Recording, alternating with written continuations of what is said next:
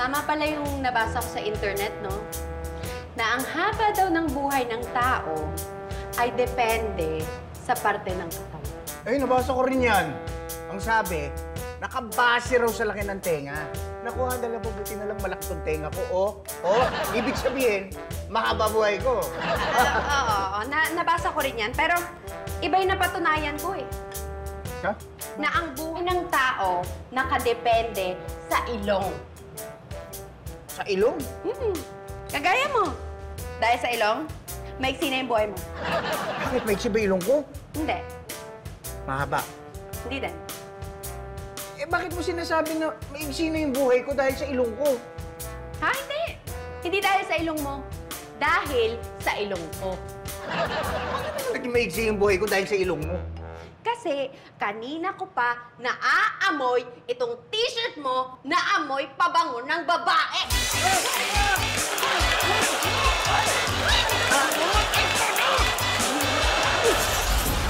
Nandito tayo ngayon para sa pag-iisang dibdib ni Jack at ni Jacqueline. Jack, ikaw ba ay tinatanggap si Jacqueline para maging kabiyak habang buhay? Opo, Mayor. Ikaw naman, Jacqueline, tinatanggap mo ba si Jack bilang kabiyak ng iyong puso habang buhay?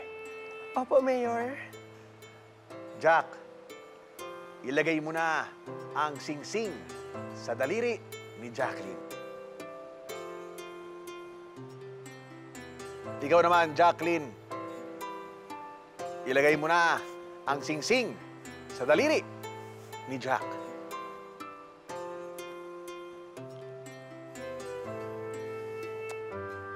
I now pronounce you... Itigil ang kasal! Itigil ang kasal! Hindi na, kasal na yan. Teka, bakit, Lo? Ha?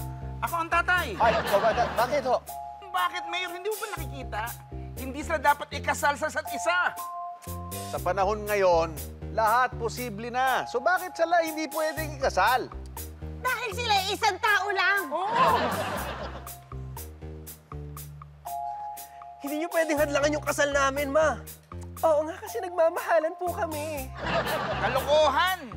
Ang dami naman dyan, bakit mo pakakasalan ng sarili mo? Dahil lahat sila niloko at iniwan ako. Kaya sarili ko na lang din yung inaasahan ko palagi. Ako rin. Wala na rin ibang nakakaintindi sa akin kundi lang sarili ko lang. Saksi ako riyan. Sa pagsasamahan nilang dalawa. Ako rin po. Sobrang close at tight nga po nila eh. Ba? Ay, total! Magiging close at tight sila dahil isang tao sila. Ano ba? Ma, Pa, huwag niyo na akong pigilan. Buo na akong desisyon ko. Mamahalin ko yung sarili ko. Correct. Love yourself po muna bago ang iba. Mas okay na po maging selfish kaysa magkaroon ng heartache. Uy, paano kapag nag-away kayo? Oo. Ano? Hindi po sila nagkikibuan. At hindi rin sila natutulog nang hindi nag-uusap. Paano kung dumating yung punto na hindi yung taga makayanan yung isa't isa? Tay, huwag po kayong mag-alala. Mag-aaway po kami pero hindi po kami maghihiwalay. O, di ba? Maganda yung ganyan, ha? Walang naghihiwalay. Isipin nyo, meron pa rin forever. Alam ko, Mayor, kung bakit mo pinapayagan ito. Pinapayagan mo yung ganito para sa mga boto. Oo. Tama ba? Tama. Tama ako Sa boto yan eh. Tama. Oh, Ha? Sandali. Ano? Oo. Tama. Di ba, Mayor? Teka, lang. Sinasabi ko din. May naisip ako bigla, ah. Ano?